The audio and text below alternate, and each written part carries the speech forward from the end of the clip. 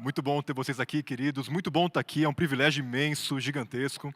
Eu confesso para você que eu estou um pouco nervoso. Eu me acostumei, como o pastor disse, a pregar embaixo de um pé de pau, sentado numa cadeira de nylon no sertão do Piauí. Então, estar aqui diante de tantas pessoas, num lugar como esse, é um pouco difícil. Mas eu estou muito alegre de estar aqui, porque já há uns anos eu tenho acompanhado o que Deus tem feito aqui na Livres Church. A gente foi para a missão, ainda não havia Igreja Livres. A gente viu o nascimento da igreja e, com o nosso retorno aqui para São Paulo, a gente teve o privilégio de participar de algumas coisas aqui da formação da igreja. E tem sido muito bom ver como Deus tem somado pessoas aqui, né? É como em Atos, né? O Senhor vai somando pessoas conforme a igreja vai sendo capacitada com o Espírito Santo em poder. E tantos irmãos queridos, tantas pessoas maravilhosas. E como o pastor disse, eu sou um missionário do Livres, estive lá no sertão do Piauí. Eu e minha esposa, nós trabalhávamos com comunidades não alcançadas do sertão, através da pregação do Evangelho.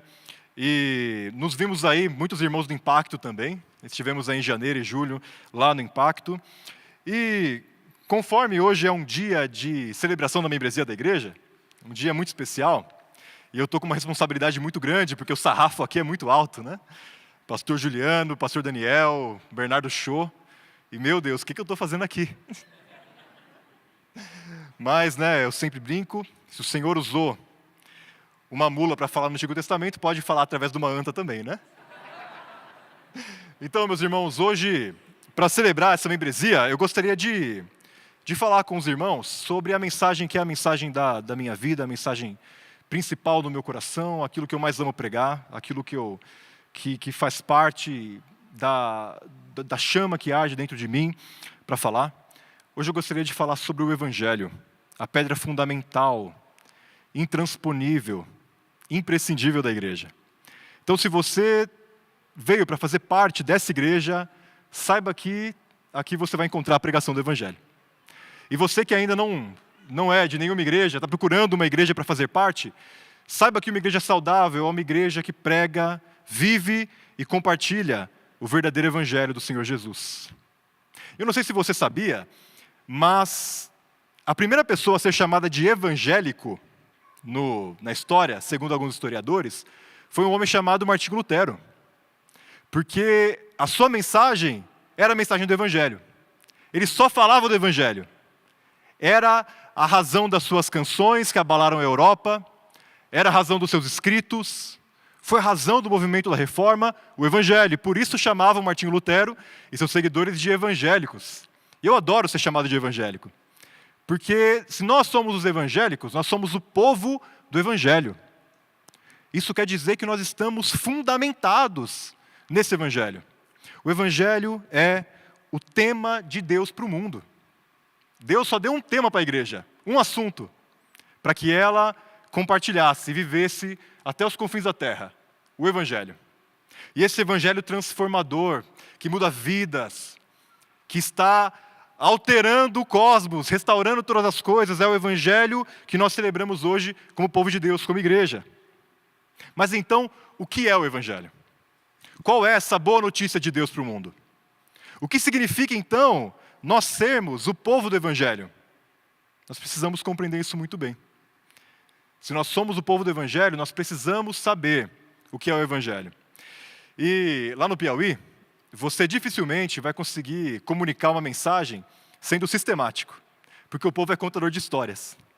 Então, se você quiser falar de justificação para o nordestino, lá no sertão do Piauí, nos interiores, né, quilombos, assentamentos, onde a gente costumou trabalhar, naquele povo que a gente ama tanto, se você for falar de justificação e começar a pegar os textos que falam de justificação, no segundo texto você já perdeu as pessoas, porque elas são contadoras de história. Mas quando você fala da história de Abraão, que tinha um filho, que Deus pediu, e ele creu, e ele foi justificado por isso, nunca mais eles esquecem da história do Abraão e do filho dele. É um povo contador de histórias. Por isso, para falar do Evangelho, eu gostaria de contar uma história da Palavra de Deus para você. Queria pedir para você abrir Marcos capítulo 5, onde há uma história que para mim expressa perfeitamente o que é o Evangelho do Reino. Enquanto você abre a sua Bíblia em Marcos capítulo 5, eu gostaria de orar com você.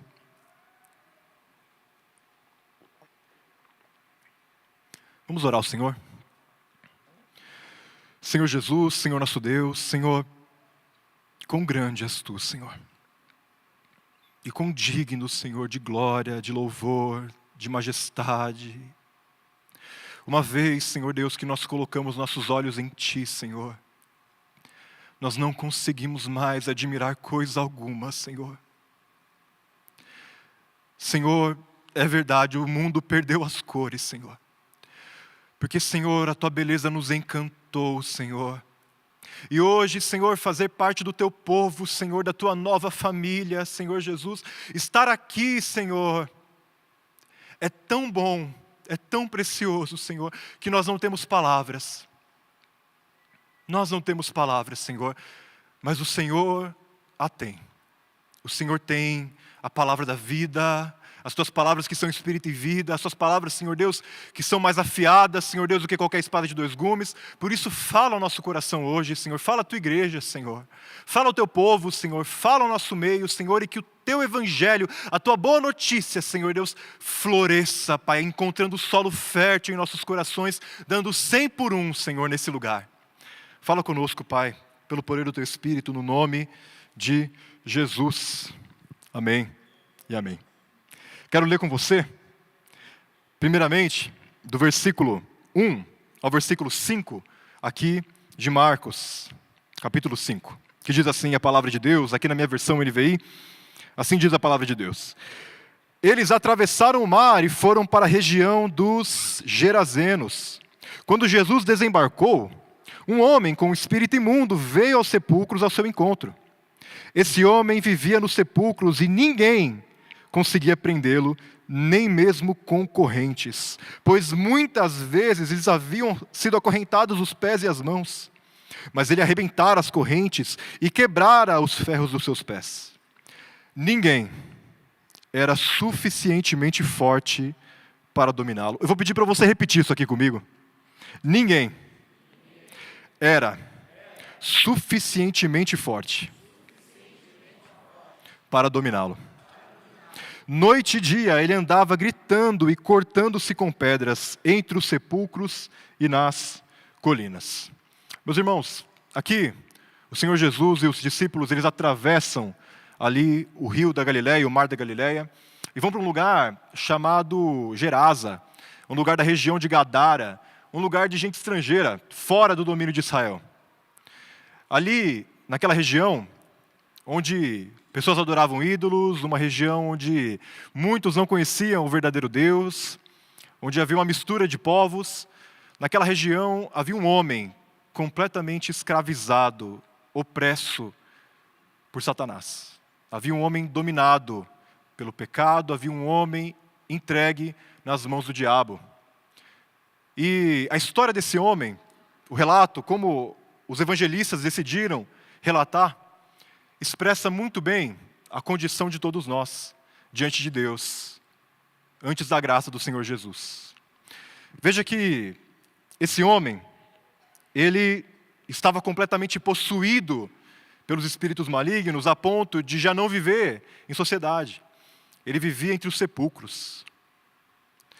Veja que ele já não tinha mais dignidade. Ele vivia nu. Ele se cortava. Ele já vivia como um animal, dominado pelo domínio das trevas, pela força da morte. E esse homem espelha cada um de nós. Olhar para esse endemoniado gerazeno é olhar para as nossas vidas também, para a nossa condição diante de Deus. Porque a primeira coisa que nós temos que entender sobre o Evangelho é que todos nós, cada um de nós, sem exceção, estávamos mortos em nossos pecados e delitos. Todos nós estávamos debaixo do domínio da morte. Após Gênesis 3, cada um de nós está vendido, entregue, escravizado pelas forças do mal. Cada um de nós também está longe daquilo que nós fomos feitos para ser. Como aquele homem era incapaz de livrar a si mesmo daquela situação, nós também somos. Romanos 3:23 vai dizer que todos pecaram e estão separados da glória de Deus.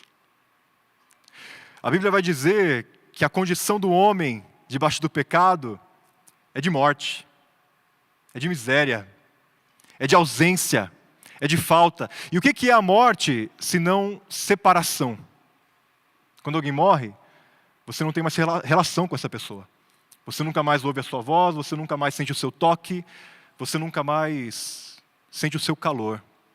Pois essa é a nossa condição para com Deus, condição de morte, de separação, de divórcio. É assim, meus irmãos, que caminha a humanidade, e essa era a situação triste desse homem que demonstra a cada um de nós.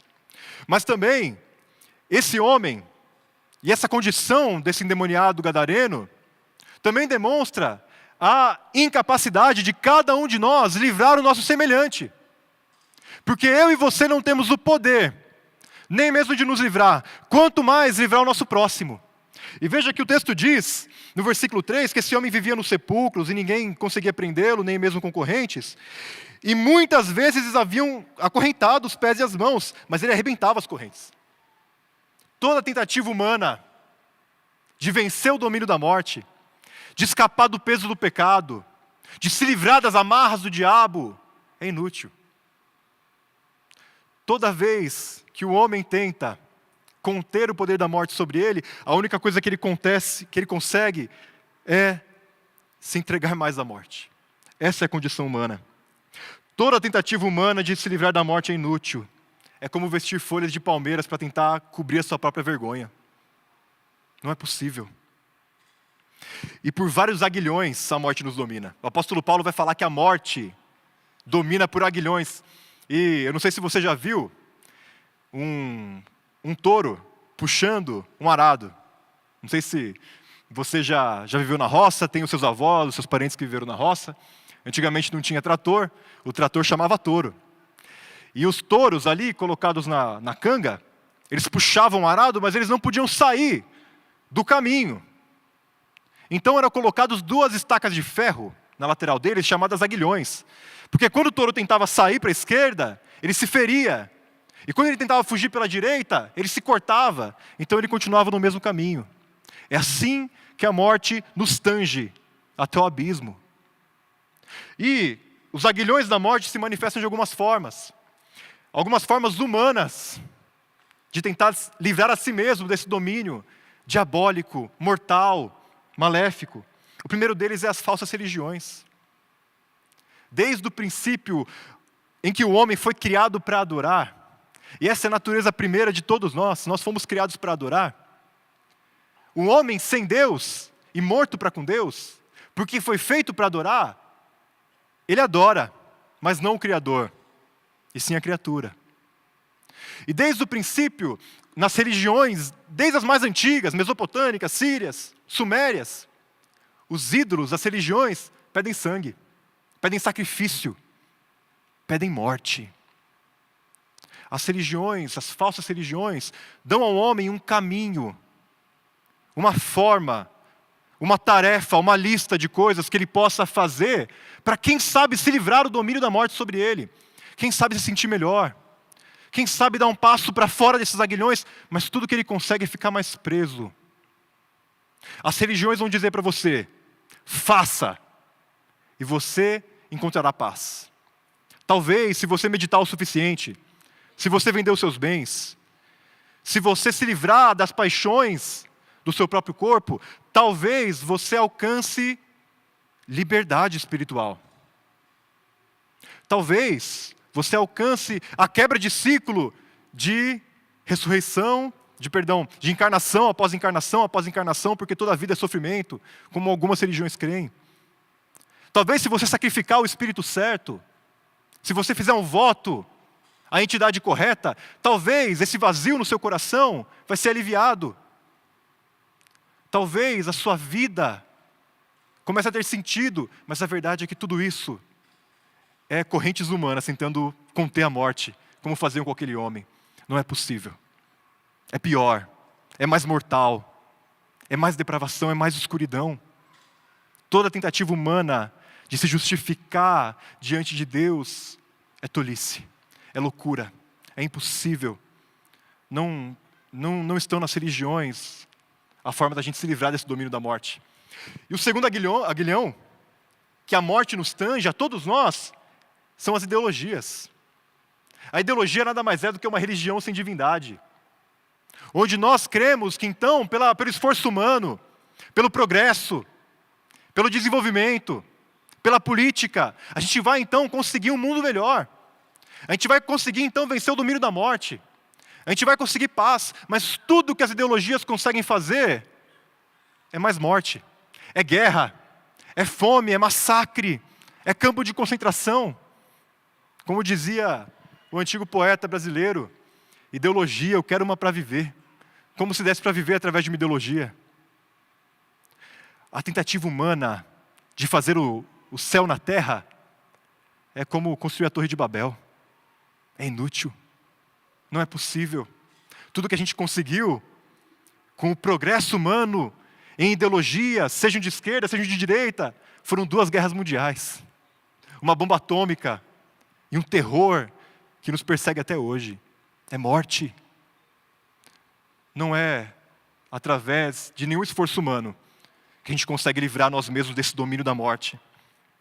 E por último, então se não são as religiões falsas, os ídolos, os deuses, o misticismo, se não são as ideologias, se nós já nos frustramos com tudo isso, os prazeres então vão nos livrar.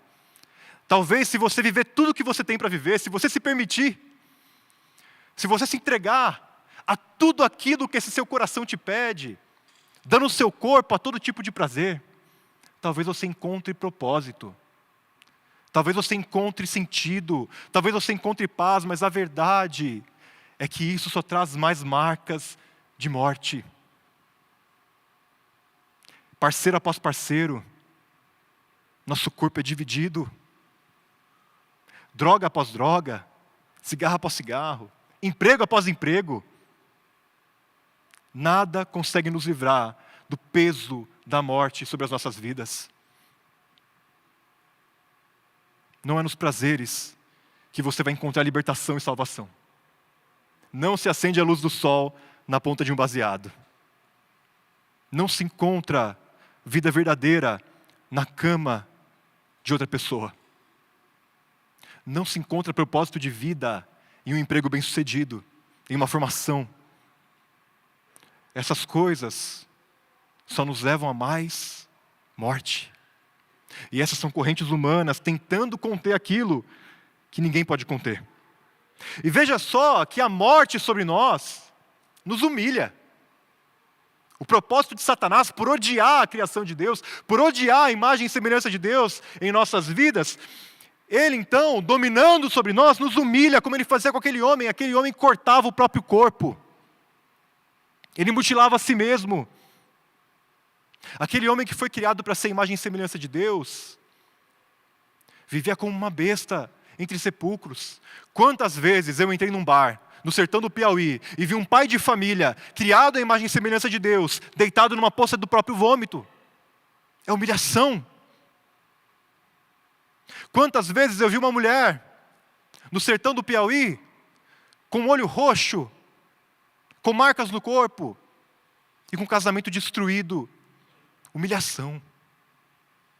Quantas crianças nós vimos abusadas, com a sua inocência destruída, porque homens depravados nos seus pecados, sob o domínio da morte, apenas conseguem dar aquilo que têm. Humilhação. É isso que Satanás faz com aqueles que estão sob seu domínio. Aquele homem estava separado de sua família. Aquele homem estava separado daqueles que ele amava. Porque o pecado não só nos separou de Deus, mas também do próximo. A ponto da gente não conseguir ter mais paz, nem com as pessoas que estão mais perto de nós. A ponto da gente não conseguir ter paz nem mesmo com a nossa própria esposa, com o nosso próprio marido, que são carne da nossa carne, sangue do nosso sangue. Porque o pecado traz separação entre Deus e entre o homem. Aquele homem estava separado dos seus. E se essa, meu irmão, é a nossa situação, como que nós viveremos? Se é assim, a sina da humanidade, e se nenhum de nós consegue se livrar, e muito menos livrar o outro, como nós viveremos? O que nós faremos? Aonde há então a esperança? E talvez você seja, hoje, aqui, dentro da igreja, ainda como aquele homem gadareno.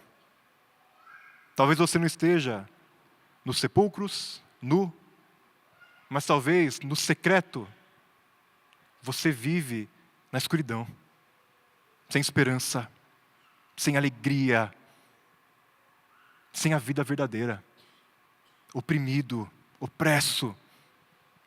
Talvez você esteja aqui e se você mostrar os seus braços, existem cortes e marcas de tentativas de alívio da dor do seu coração. Talvez você seja como esse gadareno. Eu já fui como esse gadareno. Quando eu olho para esse texto, eu vejo a minha própria vida. Quantos anos, meus irmãos, eu passei? Quantos anos eu passei deprimido, sem propósito, triste, me sentindo sozinho, abandonado, até que um dia aconteceu o que aconteceu na vida desse gadareno. Não se desespere.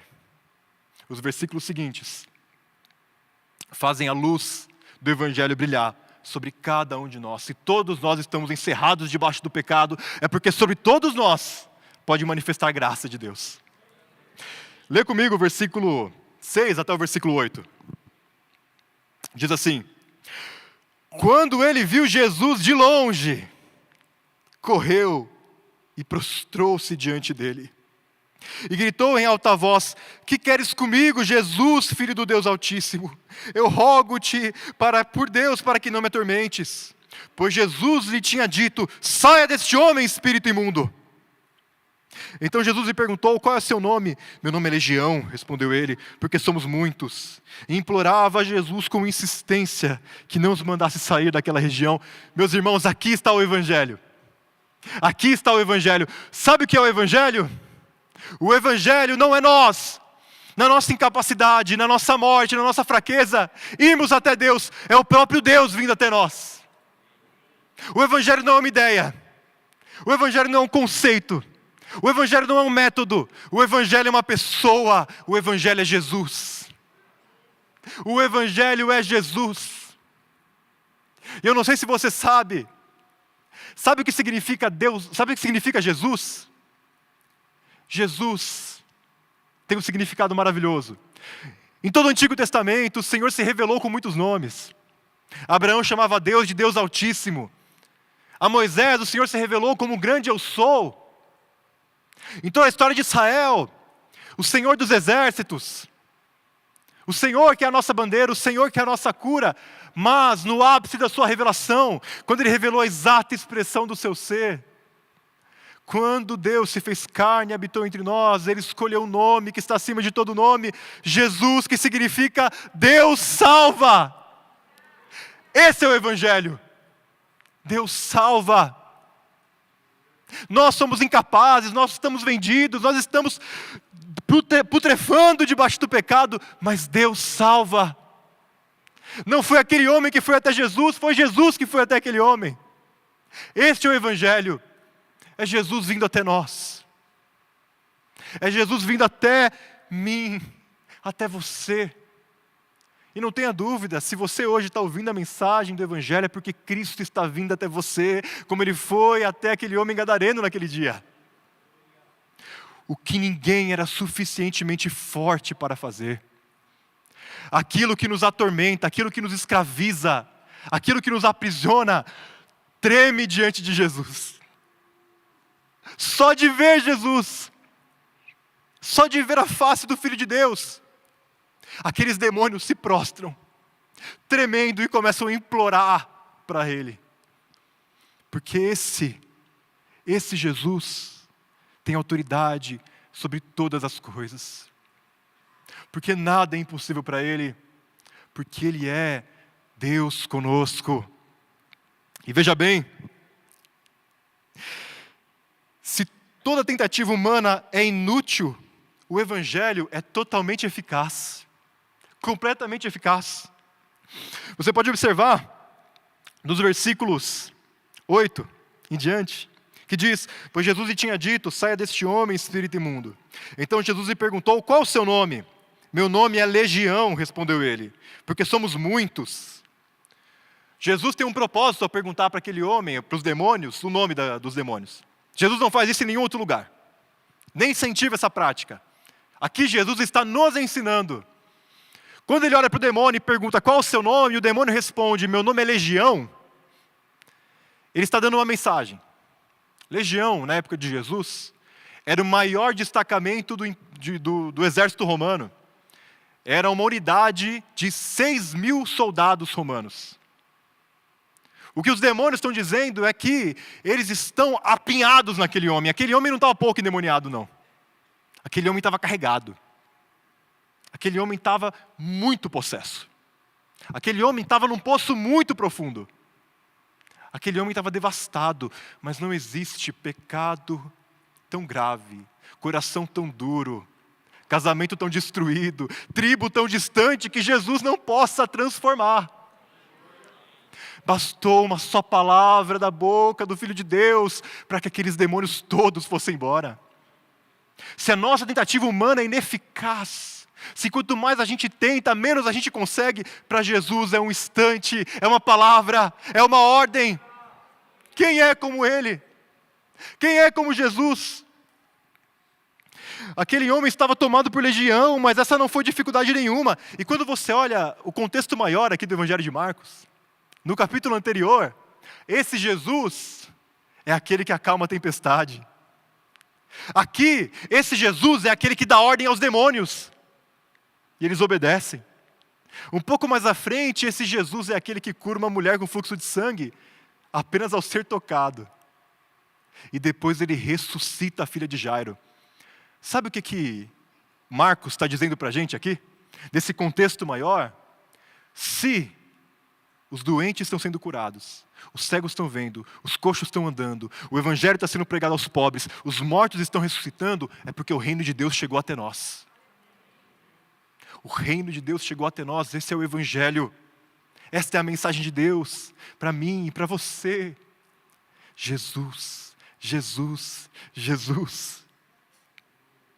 E quando nós olhamos aqui para a terra da Galileia, para aquela região, especificamente, a região ali dos Gerazenos, de Gadara, a região onde Jesus cresceu, do outro lado do rio. Mateus 4, versículo 15 diz, terra de Zebulon, terra de Naftali, caminho do mar além do Jordão, Galileia dos gentios.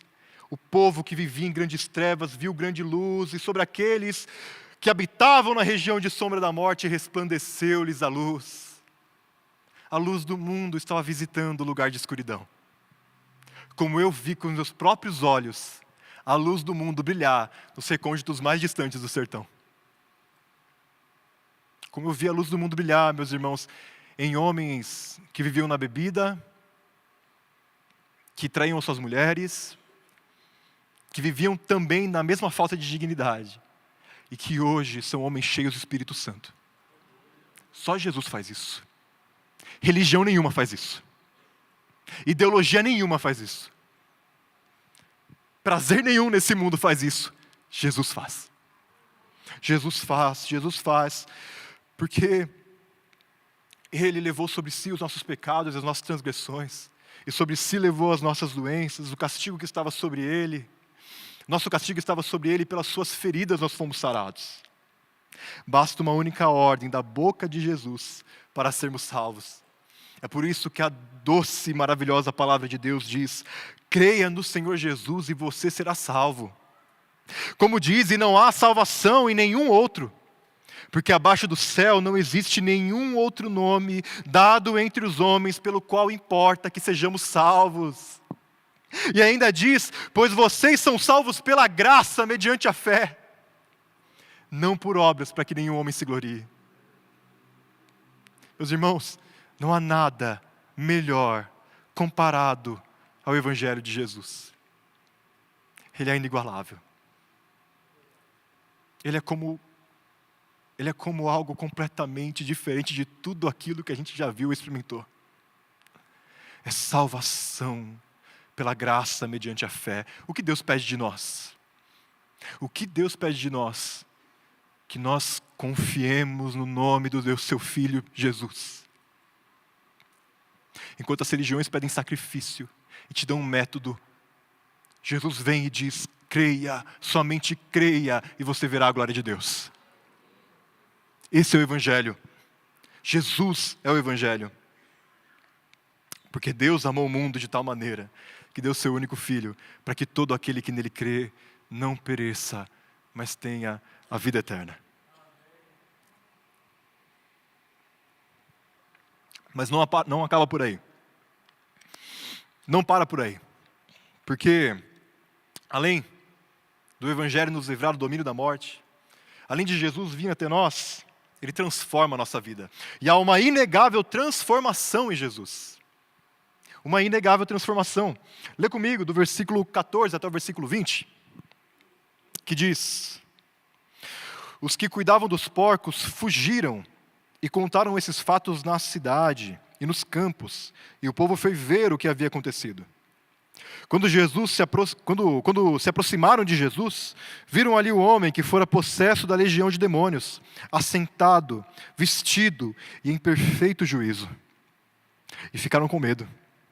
Os que estavam presentes contaram ao povo o que acontecera ao endemoniado e falaram também sobre os porcos. Então o povo começou a suplicar a Jesus que saísse do território deles.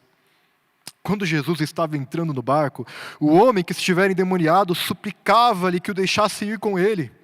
Jesus não o permitiu, mas lhe disse: vá para casa, para a sua família, e anuncie-lhes quanto o Senhor fez por você, e como teve misericórdia de você. Então aquele homem se foi, e começou a anunciar em Decápolis o quanto Jesus tinha feito por ele, e todos ficaram admirados. Meus irmãos, a salvação é evidente para todos. Nós cantamos aqui, eu já não sou mais o mesmo. E se você teve um encontro verdadeiro com Jesus, você sabe o que isso significa.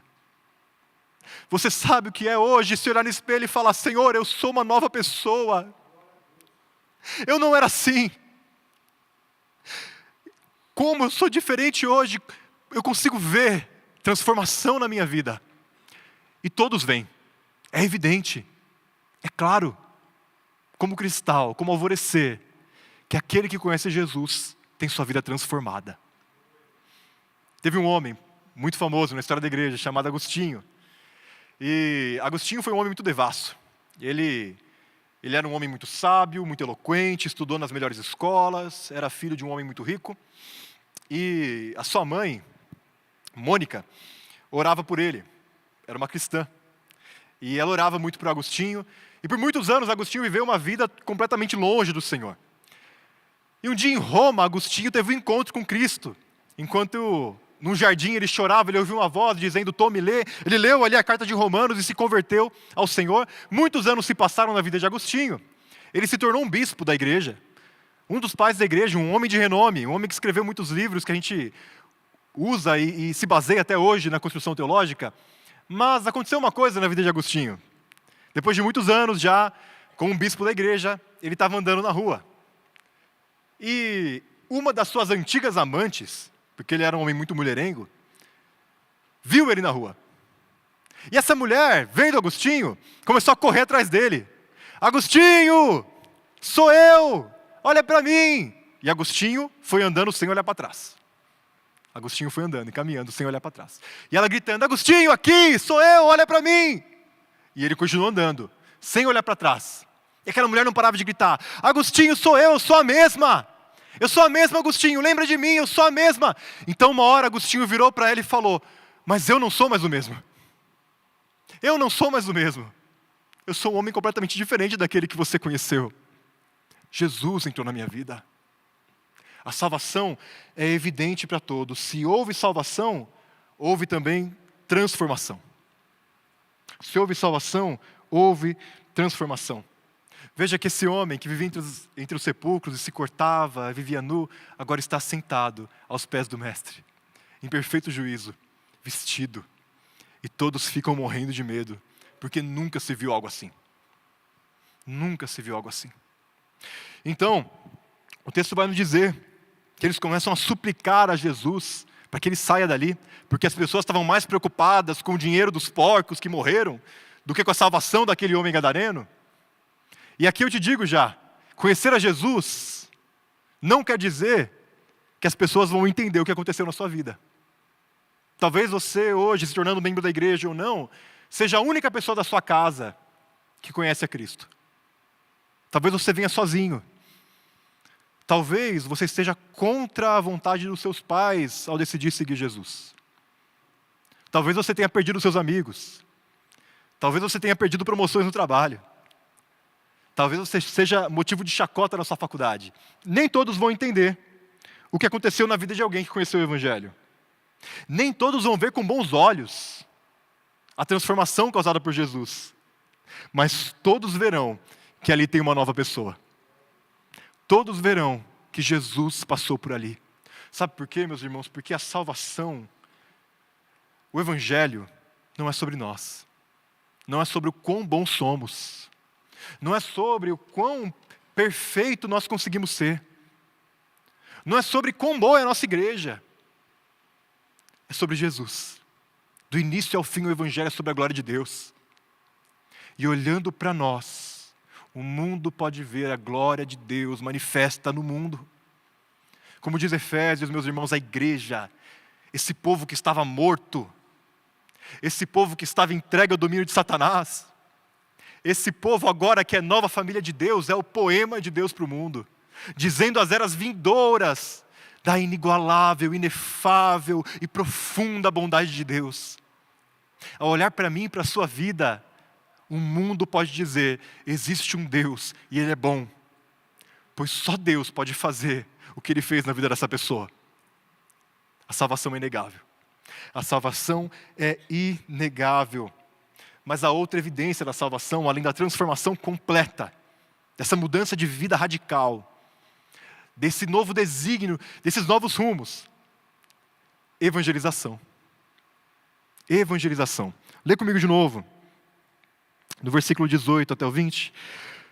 Quando Jesus estava entrando no barco, o homem que estivera endemoniado suplicava-lhe que o deixasse ir com ele. Jesus não o permitiu, mas disse, vá para casa, para a sua família, e anuncie-lhes o quanto o Senhor fez por você e como teve misericórdia de você. Meus irmãos, ainda não é tempo de entrar no barco e seguir com o Mestre. Esse dia vai chegar. Esse dia vai chegar, o dia em que nós estaremos com Ele para sempre, um dia em que nós subiremos cantando digno ao Cordeiro de receber o louvor, a honra, a glória, a riqueza, o poder, o domínio. Mas esse dia não é hoje ainda. Ainda é tempo de chamar gadarenos para a salvação. Ainda é tempo de falar do Evangelho do Reino nos quatro cantos da terra. Como um raio que sai do Oriente e se assenta no Ocidente, assim será a vinda do Filho do Homem. Agora é tempo de evangelizar. Não vamos fazer como Pedro.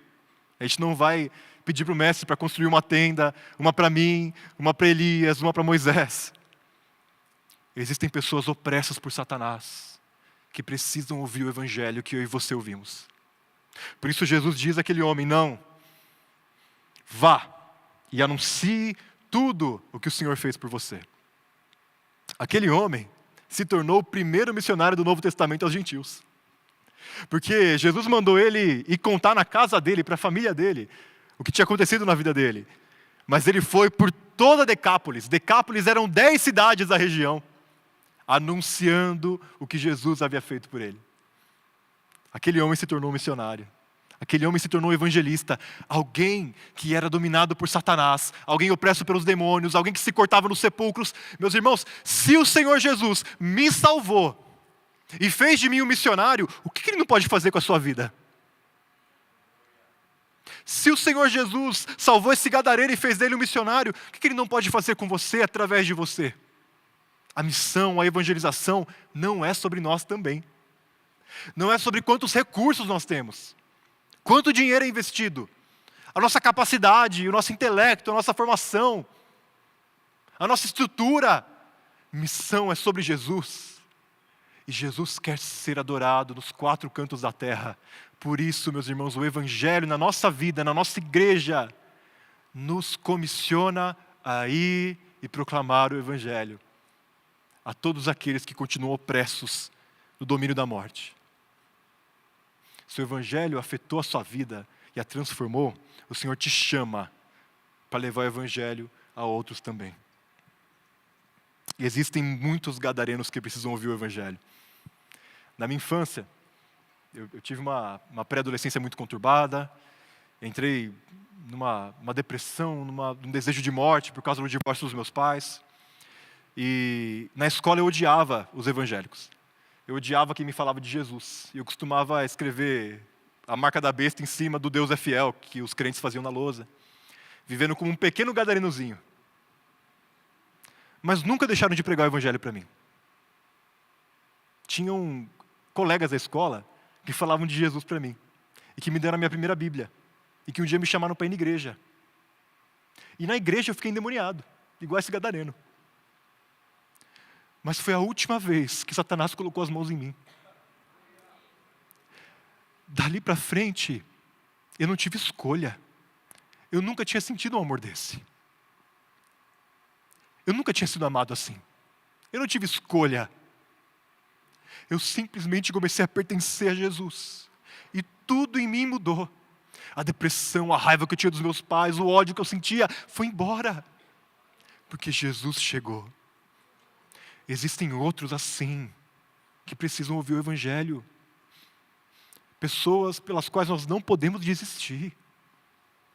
Porque, meus irmãos, basta uma ordem da boca do Mestre para elas serem libertas. Às vezes a gente fala de Jesus para a gente que a gente já cansou de falar. Que a gente já está cansado. Não muda, não transforma, mas a gente vai bater até colher esse fruto. A gente vai falar porque não é sobre nós, é sobre Jesus. E Ele é poderoso para salvar. Lembre-se do que diz em 2 Coríntios, capítulo 1, versículo 3 e 4, que diz: bendito seja o Senhor de toda a consolação, que nos consolando a nós, nos leva a levar consolação uns aos outros. Fomos salvos para pregoar salvação. Nós não fomos salvos, meus irmãos, para esconder o tesouro, mas para compartilhar o pão. Nós não fomos salvos para nos agregarmos e esquecermos do mundo lá fora. Nós somos salvos para ir e para pregar o Evangelho do Reino. Portanto, se você está em Jesus, você foi vocacionado à pregação do Evangelho. Um povo verdadeiramente transformado pelo Evangelho é o testemunho ao mundo de que Jesus está vivo e salvando. Ah, meus irmãos, se nós vivemos o Evangelho na Igreja Livres, se nós vivemos o Evangelho aqui, o mundo verá que a mensagem de Cristo ainda é poderosa para salvar. Se nós vivemos o Evangelho nas nossas relações, e se nós manifestarmos esse Evangelho, anunciando ele no mundo, nós veremos a glória de Deus. Jesus é o Evangelho. Jesus é o Evangelho. E aqui eu tenho 3 aplicações para encerrar aqui a minha fala. A primeira delas é o seguinte: Igreja Livres, se apegue ao Evangelho com todas as suas forças. Meus irmãos, a gente deixa de fazer aquilo que Deus nos chamou para fazer quando a gente abandona o Evangelho. Quando nós pararmos de olhar para Jesus e começarmos a olhar para nós perdemos de vista o que Deus tem para a sua igreja. Se apegue ao Evangelho, ame o Evangelho, viva o Evangelho. Você, membro da igreja, você que hoje vai ser congregado ao corpo, você foi chamado por Deus para manifestar o Evangelho na vida dos seus irmãos. Eu sei que muitos de nós vêm de lugares muito tóxicos, muito problemáticos, de igrejas difíceis, de marcas, de feridas. Eu sei que você veio para cá também para encontrar cura, e você certamente vai encontrar. Mas não pare por aí. Que a sua cura seja cura para outros irmãos também. Não sejam imaturos na fé, meus irmãos. Buscando apenas o leite, mas cresçam no Evangelho para poder manifestar o Evangelho na vida dos outros também. Uma igreja que vive o Evangelho dá menos trabalho para os pastores. O pastor Daniel vai continuar sendo cabeludo e o pastor Juliano vai continuar parecendo que tem menos de 40 anos. Viva o Evangelho, Igreja Livres. 2, pregue o verdadeiro Evangelho. Pregue o verdadeiro Evangelho. Não tenha medo, porque o Evangelho de Deus é poder de Deus para a salvação de todo aquele que crê. Não tenha medo de dizer para as pessoas, olha, você está perdido, mas há salvação. Não tenha medo de falar sobre pecado, arrependimento, salvação, transformação, mudança de vida. Porque esse é o verdadeiro Evangelho, ele é eficaz, ele é poderoso. Eu não me envergonho do Evangelho, pois ele é poder de Deus para a salvação de todo aquele que crê. Primeiro do judeu, depois do gentil. É o que diz o apóstolo Paulo. Não tenha medo de pregar o Evangelho. Anuncie com autoridade, com poder, porque toda autoridade já nos foi dada. Pois recebereis poder, quando descer sobre vós o Espírito Santo, e serei minhas testemunhas em toda a Judéia, Samaria e até os confins da terra. Nós já temos tudo aquilo que precisamos para anunciar o Evangelho a todos os cantos da terra, seja na Barra Funda, seja no Sertão, seja no Rio Grande do Sul, ou nos confins da terra. Pregue o Evangelho. Terceira e última aplicação. Talvez você está aqui hoje e você ainda vive debaixo do domínio da morte. Talvez você ouviu essa mensagem, olhando para si mesmo e pensando aí, meu Deus, eu sou exatamente igual a esse homem. Eu sou exatamente como esse gadareno. Eu estou dominado pela depressão, estou dominado pelo vício, sou dominado pelo pecado, não consigo me libertar, eu estou em trevas, eu sinto o peso da morte sobre a minha vida, pois eu digo a você, hoje é dia de salvação. Hoje é dia de salvação. Se você está aqui hoje, é porque hoje Jesus vem até você. E se existem hoje pessoas do nosso meio, que ainda são como aquele gadareno, hoje nós também teremos pessoas no nosso meio, que se tornarão evangelistas. Pessoas que voltarão para casa em perfeito juízo. Se você está assim nessa noite, eu gostaria de orar por você. E, com a permissão, eu gostaria de orar nesse momento. Queria pedir para você ficar de pé. Todos nós, vamos ficar de pé.